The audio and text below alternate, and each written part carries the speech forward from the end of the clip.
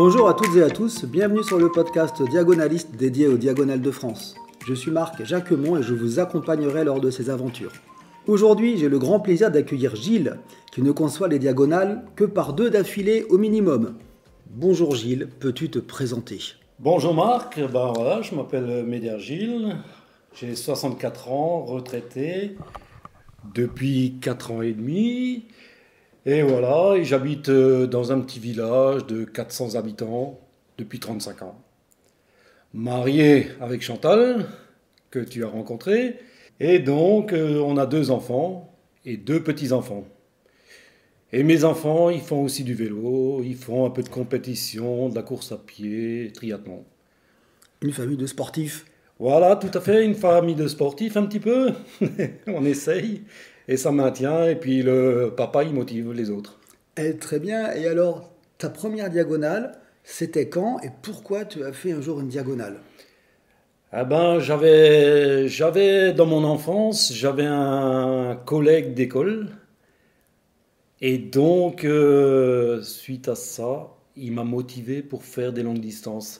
À partir de 12 ans, on est parti d'un petit village et on est allé à Strasbourg, tous les 2 ensemble. Plusieurs fois, en cachette.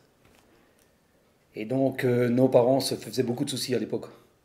D'accord. Et donc, ça m'a toujours resté en mémoire. Les diagonales, c'est pour ça que je suis venu aux diagonales à cause de ça. Et c'était en quelle année ta première diagonale ? En 2016, Ouais. donc j'ai voulu démarrer en 2015, mais malheureusement j'ai cassé mon vélo. Donc le temps de remettre tout en route, d'avoir un autre vélo, en 2016 je me suis lancé sur Strasbourg-Brest et D'accord. Brest-Strasbourg. Les deux En d'affilée. pleine autonomie, avec un vélo chargé pratiquement à 32 kg. D'accord, alors justement, depuis cette première diagonale, tu en as fait 12.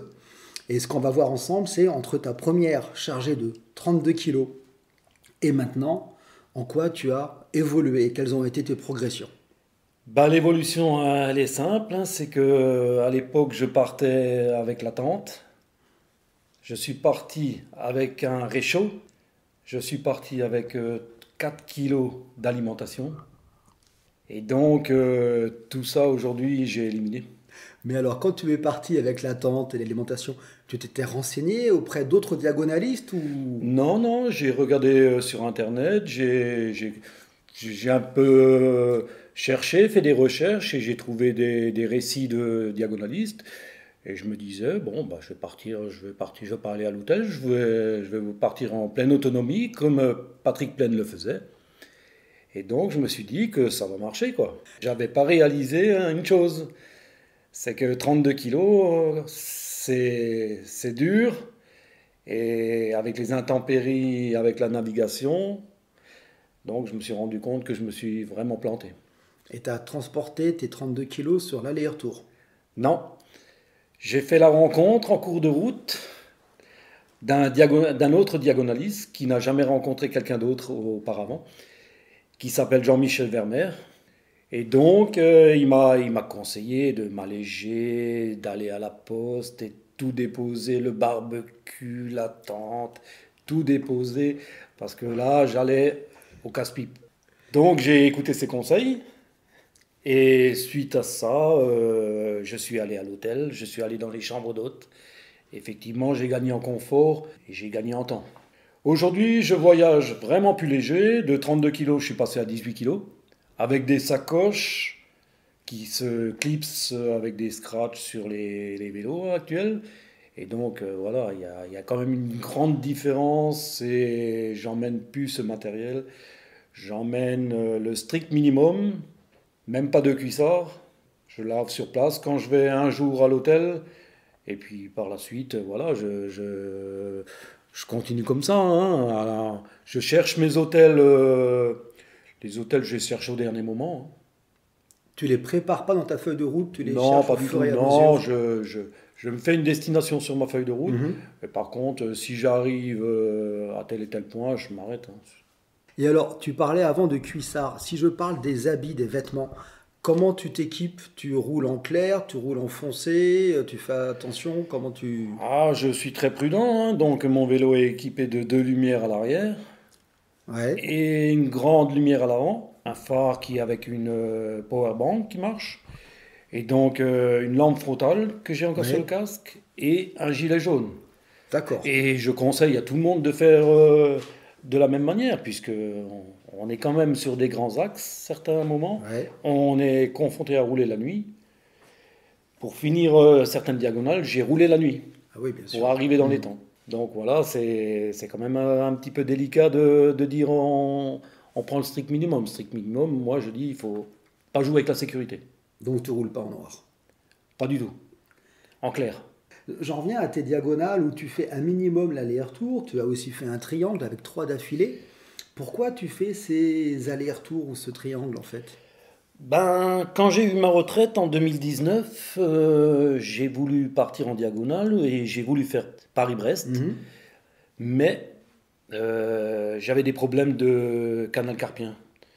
Donc j'ai dû me faire opérer des deux mains. Et donc 2019, c'était foutu, je pouvais rien faire. Donc j'avais un grand projet pour 2020.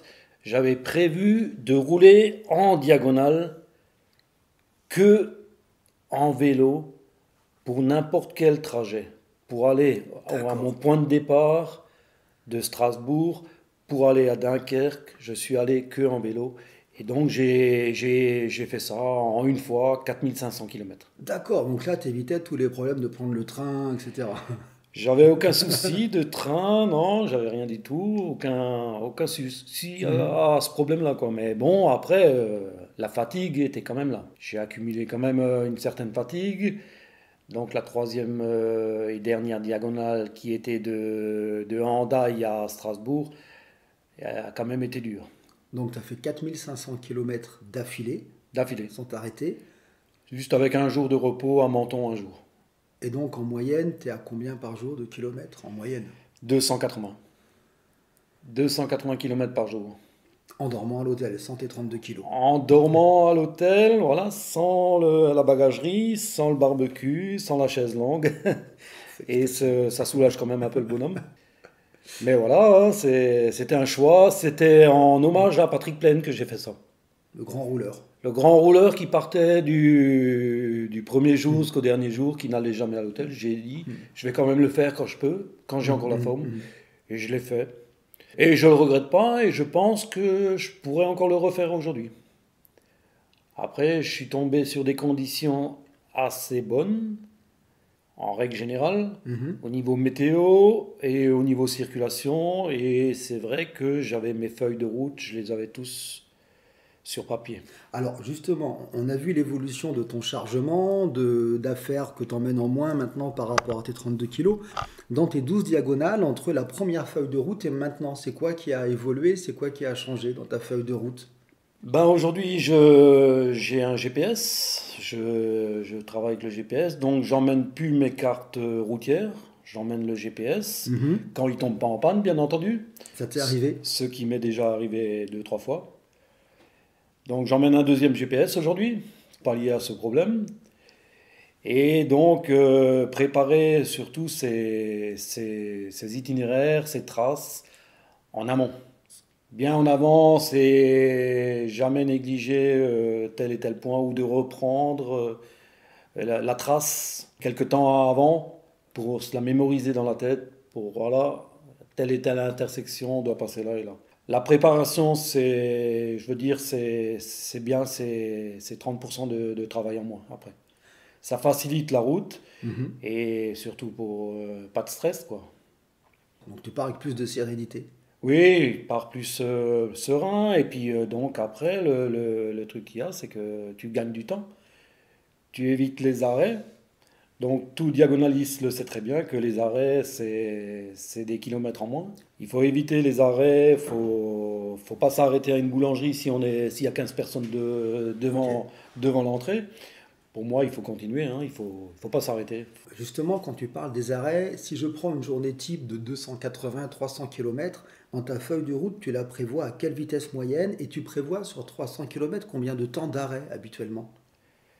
Sur 280 km, je prévois du 22 de moyenne et avec à peu près 2 heures d'arrêt. Une heure pour le repas de midi et 30 minutes le matin et 30 minutes le soir, l'après-midi, en fin d'après-midi. Je démarre 4 heures du matin et j'essaye de rouler jusqu'à ma destination, ce qui fait à peu près dans les 20 heures, 21 heures. Et ça, tu le fais là maintenant, c'est avec l'expérience de toutes tes diagonales, tu arrives à ça comme meilleure optimisation. Voilà, les meilleurs repères, c'est à peu près ça. Aujourd'hui, je pense qu'il faut rester dans cette fourchette. Après, ça dépend. Il y a des gens qui roulent plus vite, plus de moyenne, et il y a des gens qui roulent moins vite. Donc, chacun doit gérer son effort suivant ses capacités. Moi, j'ai cru que j'étais tellement fort, mais en fin de compte, mes points faibles, c'est la navigation.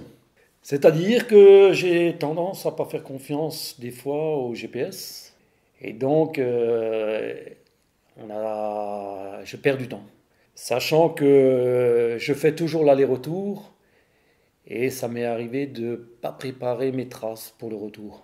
Donc, il n'aime pas trop le GPS et il y a du plantage. Tu veux dire que tu avais prévu ton retour avec le trajet de ton allée. Tout à fait. Et il n'aime pas ça. Et puis, moi, j'ai forcé un peu sur les trucs, les données, mais non, j'ai fait des erreurs. Et pour 2024, je ne devrais plus commettre ces erreurs. Il faudra travailler ça en amont. Et suite à ça, j'ai quand même un collègue qui fait des longues distances Mhm. aussi.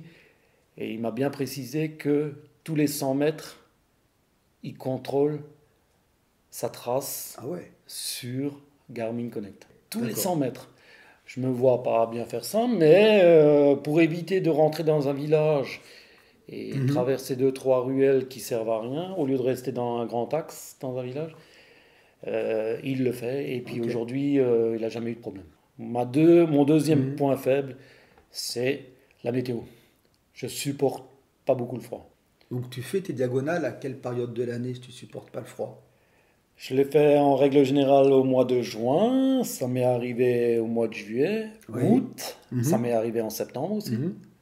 Quand j'ai fait mon triangle, je crois que c'était la période de septembre. Oui, le 5 septembre, j'ai fêté mon anniversaire sur le vélo.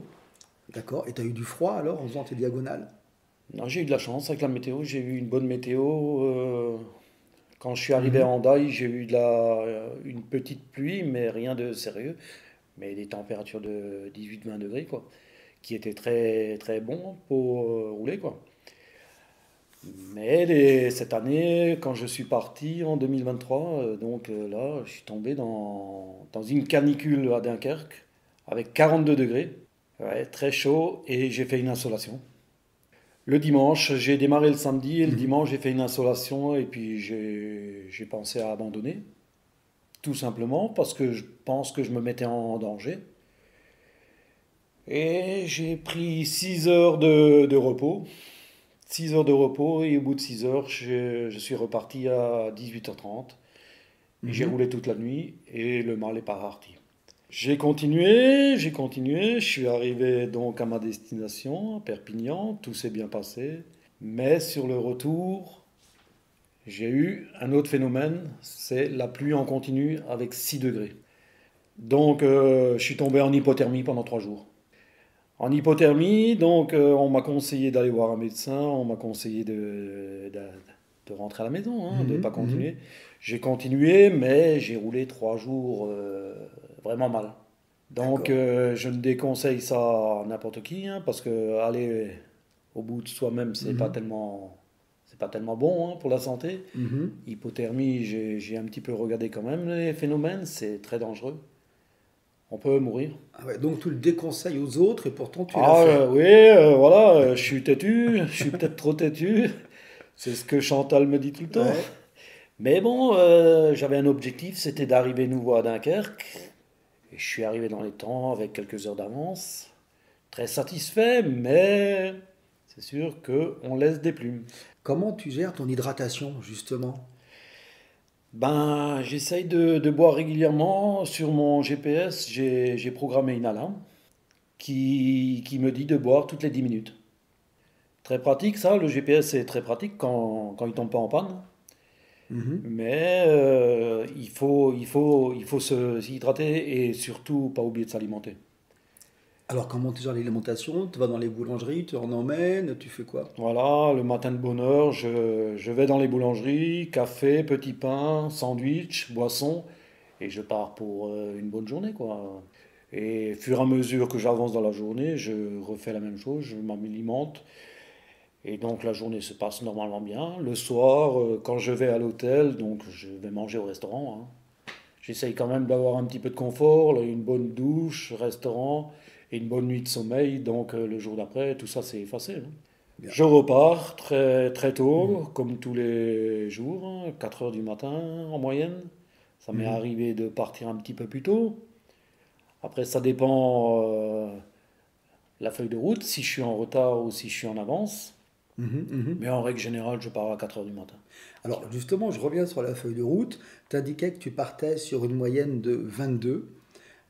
Pourtant, il me semble que tu es plutôt un gros rouleur. Tu as toujours tenu cette moyenne? Tu roulais plus vite ou comment tu es arrivé à ça?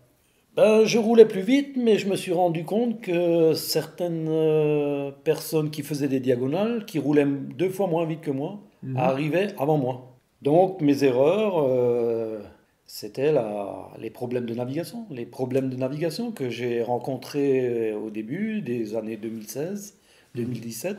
J'ai rencontré beaucoup de problèmes parce que je ne savais pas me servir d'un GPS, tout simplement. D'accord, donc c'était pas une histoire de vitesse là, mais de savoir te servir du GPS, de bien naviguer. Voilà, je faisais pas confiance et puis donc énormément de temps sur des grandes avenues que j'aurais pas dû emprunter. Ah ouais, d'accord. Et donc après il y a un stress qui se met en place et donc je perds mes moyens. Au niveau de navigation, j'ai perdu souvent mes moyens. Donc ça, je déconseille à tout le monde de le faire, hein. Donc c'est mon erreur, il faut travailler les feuilles de route au départ, les Mhm. traces sur les GPS au départ, et après se mémoriser ça quelques temps avant de Mhm. partir, donc 15 jours avant, se mémoriser sur une soirée comme ça, mémoriser les points qui sont un peu dangereux ou qui sont un petit Mhm. peu litigieux, et donc je trouve que ça passe mieux, et ça j'ai pas fait jusqu'à présent. Si tu, sur une diagonale, allez, Strasbourg-Perpignan qui fait 930 km, qui est donné pour 940 940. km, tu as pu faire combien de kilomètres en plus avec tes erreurs sur un exemple de Donc navigation? moi, mes erreurs de navigation, c'est simple, ça fait toujours du minimum du 10%, 10-15% d'erreurs. Donc sur 1000 km, je me retrouve avec 1150 km. Sur une diagonale que j'ai fait donc l'année dernière de Dunkerque-Perpignan, qui est donné à 1190 km, j'ai fait 1300 et des poussières, presque Mhm. un Brest-Menton. Trop d'erreurs. C'est un bon entraînement, mais je pourrais l'économiser et puis donc faire des journées plus courtes. Donc Ah suite à oui, ça, je suis amené à rouler de nuit. J'ai pris du retard suite à ça et donc les derniers jours, des fois, je fais en continu 48 heures d'accord. d'affilée. Pour rattraper le temps Pour rattraper, perdu. pour être sûr d'arriver à l'heure indiquée sur ma feuille de route. Et dans toutes les évolutions entre ta première diagonale et la récente, ton vélo, en quoi il a évolué ton vélo? Mon vélo, il a évolué au niveau du matériel que j'emmène avec. Donc, c'est comme je l'ai dit au départ, je suis plus léger, Mhm. sacoche vraiment ultra légère. J'emmène pratiquement plus d'alimentation sur moi. D'accord. Avant, j'emmenais 2-3 kilos d'alimentation, des pâtes d'amandes, des Mhm. pâtes de fruits, des trucs à la caféine. Aujourd'hui, j'emmène peut-être 800 grammes de pâtes d'amande, à peine, plus rien d'autre. D'accord, le minimum en Le alimentation. minimum, et puis les boulangeries, théoriquement, il y en a Mhm. partout, à part dans les petits villages perdus. Mais sur ça, j'ai économisé en poids. Et au niveau des habits, j'emmenais toujours des chaussures de rechange. Aujourd'hui, je roule avec des chaussures SPD que je puisse marcher avec dans la journée ou à l'hôtel. Donc, j'emmène plus de deuxième paire de chaussures. Donc, ça D'accord. fait un petit poids en moins. Et strict minimum, j'emmène plus d'affaires de rechange pratiquement. J'emmène un cuissard de rechange pour me changer le soir pour aller à l'hôtel. avec un t-shirt propre. Et donc, voilà, j'emmène plus rien d'autre. Est-ce que tu peux me décrire ton vélo? C'est quel type de vélo?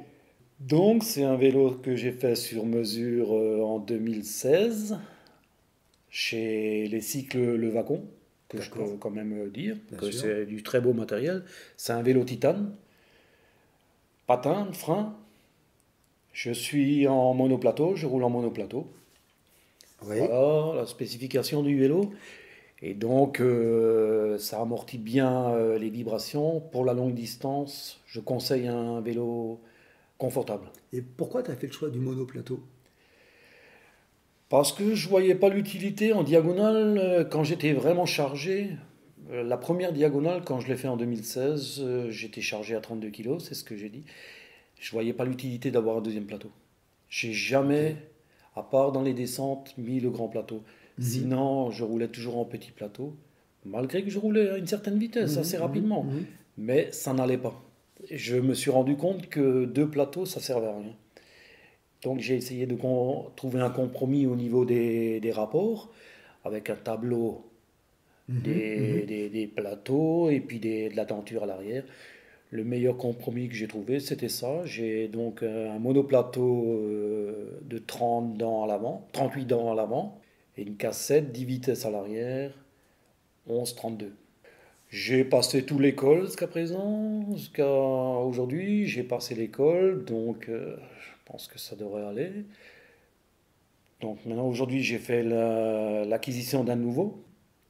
Qui a quelle différence? Une différence, j'ai mis un peu plus de carbone. J'ai mis un guidon carbone, j'ai mis une potence en carbone. La, la potence aussi, le Mhm. cintre, la fourche carbone, donc la différence est là, un petit peu. Et tu as gardé le titane. Je reste en titane et en monoplateau. Et je suis passé en 11 vitesses à l'avant, à la cassette à l'arrière, pardon. Avec du 40 dents à l'avant Mhm. et 11-32 à l'arrière, en 11 vitesses.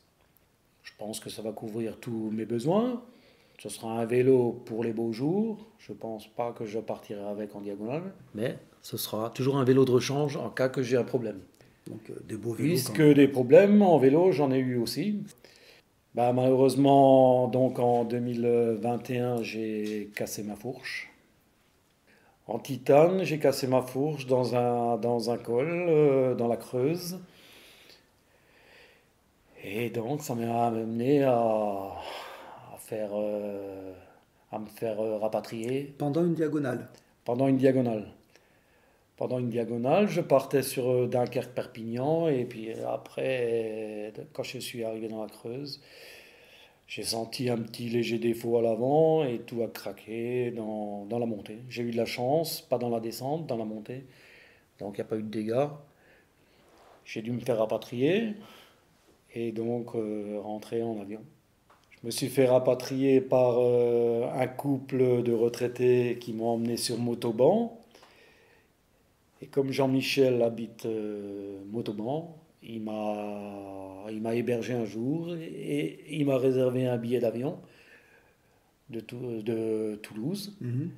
Et j'ai pris l'avion pour rentrer. D'accord. Donc une diagonale loupée pour raison mécanique. Pour raison mécanique. Et ça La t'est deuxième arrivé. année, ça m'est encore arrivé, en 2022. Encore pour un problème mécanique. J'avais investi dans des nouvelles roues Mavic et le système à l'intérieur, il y a eu une usure prématurée de pignons qu'ils ont mis ça en place depuis quelques années, qui marchait soi-disant, mais je suis tombé sur mauvais modèle. Et donc voilà, j'ai dû encore abandonner à cause de ça. Je suis tombé sur un jour férié, donc pas moyen de me trouver une route de secours, rien du tout. Et j'ai abandonné pour la deuxième fois. Donc ça veut dire qu'une diagonale, on peut l'abandonner parce qu'on peut avoir un problème mécanique, hein, ça arrive et on ne peut pas forcément trouver la parade. Mais Ouais. justement, avant une diagonale, comment tu t'entraînes, toi? Tu considères que pour faire une diagonale, il faut faire combien de kilomètres? Moi, je roule beaucoup, je roule 18 000 km dans l'année, ce qui est énorme. Et je pars en diagonale, j'ai à peu près 5 000 km, 5-6 000 km avant de partir en diagonale. Ça suffit. Bon, c'est un entraînement. Il y en a qui font plus, il y en a qui font moins. Je suis plus en activité, je suis retraité, donc j'ai un petit peu le temps de préparer ça aussi en amont. Mais c'est vrai que ça fait des kilomètres. Il ne faut pas emmagasiner une fatigue. Ça, c'est Il important. faut être aussi un petit peu vigilant à ce niveau-là. Comme cette année, on avait Paris-Brest-Paris, on a quand même engagé des efforts pour les brevets de qualification. Après, pour faire une diagonale, il faut être prudent, il ne faut pas se griller parce Mhm. qu'une diagonale, on est livré à soi-même. La diagonale, pour moi, c'est plus dur qu'un Paris-Brest Pourquoi? parce qu'on est quand même en pleine autonomie Mhm. et solitaire. Il y en a qui partent à plusieurs, c'est déjà, ça arrive. Moi, j'ai fait toutes mes diagonales jusqu'à présent tout seul. Ça me ferait plaisir d'en faire une Mhm. avec quelqu'un, c'est vrai. Mais il faut gérer son effort du matin jusqu'au soir. Il ne faut pas oublier de s'alimenter. Et Mhm. donc, ça évite aussi le stress. Alors justement, tu dis gérer son effort. Comment tu le gères? Tu as un cardio, tu fais ça au feeling, comment tu sais que tu prends pas dans tes réserves, etc. Non, je roule à l'instinct, je roule toujours à l'instinct. Moi, je j'ai pas de cardio, j'ai pas d'appareil connecté, non, juste le GPS. J'ai un bon cœur, je pense, et puis après, je connais un peu mes limites. Je pense qu'il faut jamais aller vers ses limites, il faut être prudent. Ce que je conseille à un nouveau diagonaliste, hein, être prudent, pas aller dans le rouge, et puis voilà, en garder pour les jours qui arrivent, parce que chaque jour est différent. Dans une diagonale, chaque jour est différent.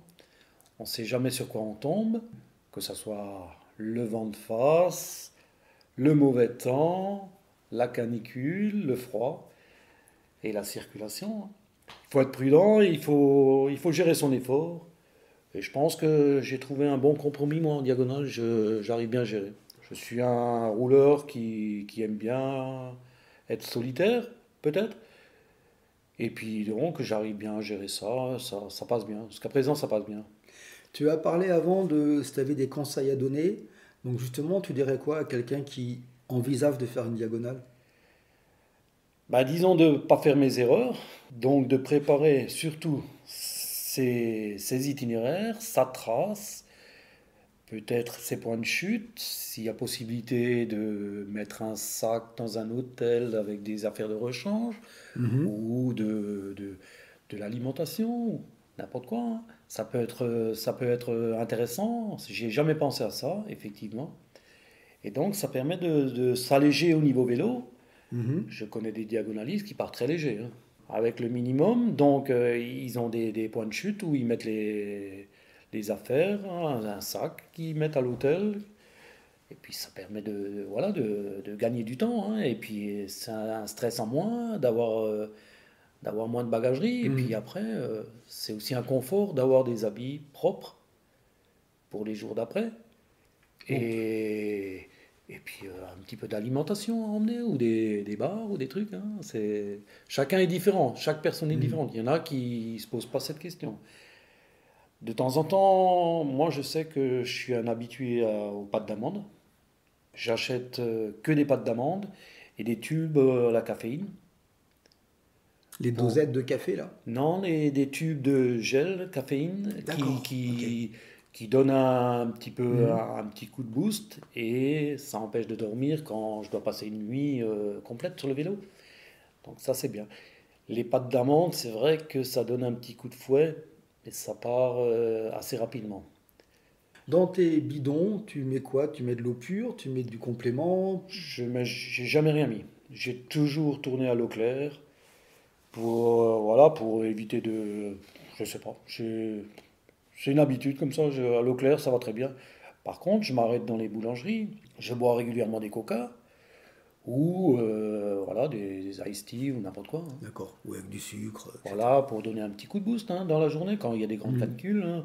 Et donc, ça permet aussi d'avoir des forces, hein. Ça limite, hein. Parce que manger que un sandwich et puis un petit pain, on tient pas le coup, hein, toute Ça la suffit journée pour pas. faire 300 km, hein. Il faut alimenter quand même un petit peu le moteur, hein. Ouais, surtout que tu lui en demandes beaucoup au moteur, hein.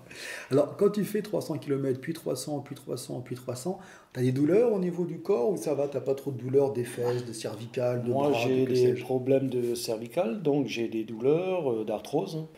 Bah, à mon âge, je pense que c'est un petit peu normal. J'ai quand même travaillé 45 ans dans la mécanique, à lever des pièces. J'étais usineur sur machine-outil. Donc, on était amené à lever des pièces minimum de 50 kilos. Donc, j'ai de l'arthrose au niveau des jambes et au niveau des omoplates et des bras. C'est pour ça que je me suis fait opérer des canals carpiens à ma retraite. Mais les douleurs, ils restent quand même. Et comment tu les gères quand tu as ces douleurs? Tu prends sur toi? Non, les douleurs, pour les gérer, il faut faire des pauses. Je conseille à tout le monde de faire des pauses, et des pauses très courtes, 2-3 minutes. Je me mets sur un banc, je fais des étirements qui soulagent, et voilà, ça repart. Je fais régulièrement. Maintenant, aujourd'hui, je fais régulièrement. Même à la maison, à cette période, tous les jours, je fais des étirements. Pas longtemps, Mhm. ouais, je sens les douleurs et puis pour le dos et tout. Voilà, j'étais quand même physique au niveau du travail, donc j'ai gardé des traces, quoi.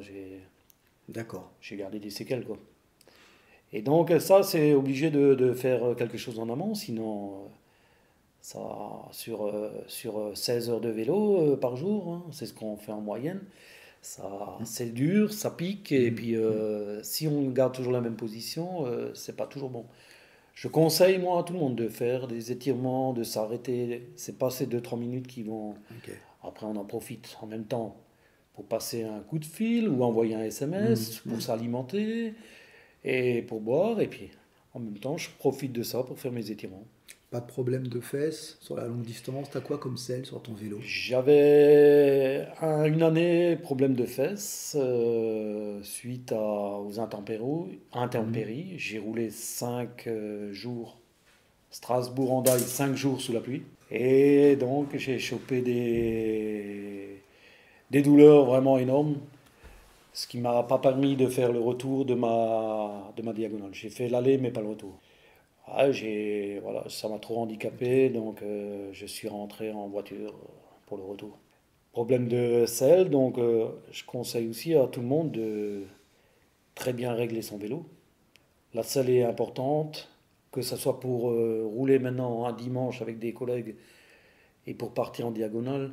Je pense que la position ne doit pas être la même. On doit être plus confortable et toujours pas négliger de s'arrêter, de Mhm. Mhm. régler 2-3 fois la selle et la hauteur ou l'inclinaison. Mhm. Ça, il faut le faire en amont et ça permet d'éviter beaucoup de choses. Aujourd'hui, je roule avec des selles Brooks. Donc, c'est plus une selle cuir, c'est une selle en toile, Mhm. Les cambiums. cambium dégagé au milieu Mhm. et qui est de bonne qualité, que je conseille. Très bonne selle. Pour la longue distance, c'est des très bonnes selles. Par contre, ils sont plus fabriqués en Angleterre, celles-ci. Les Mhm. cambiums, ils sont fabriqués en Italie. Mais les garanties sont les mêmes. Jusqu'à présent, ça fait maintenant 4 ans que je roule avec, j'ai eu pratiquement plus aucun souci. Si on roule pendant 16 heures sous la pluie, pendant quelques jours, la meilleure selle du monde, on aura quand même des problèmes. Ton cuissard, c'est quoi? Je roule toujours en Assos, Ouais. et je me suis rendu compte que mon dernier Assos, il me fait un peu souffrir. Pour la simple raison, c'est qu'il est un peu trop épais au niveau du fessier. Et il me fait souffrir, et j'ai fait le test avec des anciens cuissards que j'avais à Sauce, très très vieux, qui ont 15 ans. J'ai pas les mêmes douleurs. Et j'en ai déduit que ça vient de mon nouveau cuissard, de mes nouveaux cuissards. Trop épais, et puis j'ai plus les mêmes sensations. J'ai un petit frottement, surtout sous l'eau, je précise toujours, Mhm. sous les mauvaises conditions. Et j'ai fait le test et je me suis rendu compte quand même que il faut pas toujours investir 300 euros dans un bon cuissard. Un bon cuissard à 100 euros fait très bien l'affaire. Donc ça, je roule toujours maintenant comme ça. Donc une veste de pluie, j'ai quand même acheté du Gore-Tex Mhm. en veste de pluie. La veste de pluie, je la donnerai plus, j'en ai deux. J'en ai une de rechange. C'est du Gore-Tex, je pourrais pas dire la marque, mais c'est le haut de gamme que j'ai vraiment payé énormément cher. D'accord, mais ça vaut le coup. Bah, 8 heures de pluie, pas une goutte qui traverse. Par contre, aujourd'hui, quand je pars avec un genre de cuissard qui fait cuissard pantalon de pluie, que je vais utiliser pour 2024. C'est comme un protège-genou qui est vraiment étanche, qui se fixe avec des scratchs. Et ça, je vais l'utiliser pour 2024. Et je conseille à tout le monde d'avoir une bonne paire de cache-chaussures étanches pour la pluie. Justement, tu me parles de 2024. Là, tu as fait 12 diagonales, souvent des allers-retours, un triangle, un Paris-Brest, on en a parlé avant l'entretien. Pour 2024, c'est quoi ton projet? Tu prévois quoi? Donc je prévois Brest-Perpignan et Perpignan-Brest. Aller-retour. Aller-retour, Mhm. qui me manque à mon palmarès. Et là, 2025, ce sera Brest-Menton et Menton-Brest. Je vais essayer de finir mes 2 cycles pour mes 72 ans. 18 diagonales, je voudrais en faire 19. Je voudrais marquer le coup d'en faire 19. Et un petit challenge avec mon ami Jean-Michel. Je voudrais atteindre les 500 000 km à mes 72 ans. Et Jean-Michel aussi, il a fait un pari avec moi, donc il veut se lancer sur 72 diagonales. 70. À ses 72 ans. Félicitations. On y est encore loin, mais bon, ça avance doucement, le petit bout de chemin avance. Et Gilles, en tout cas, après toutes ces différentes expériences, je te remercie beaucoup pour ton partage, justement. Merci également à vous tous de nous avoir écoutés. N'hésitez pas à m'envoyer un mail à diagonaliste au pluriel @gmail.com si vous avez des questions, des suggestions ou bien sûr une diagonale à partager. Au plaisir de vous retrouver lors du prochain podcast. Merci, au revoir à tous. Au revoir Gilles. Merci à toi Marc, au revoir.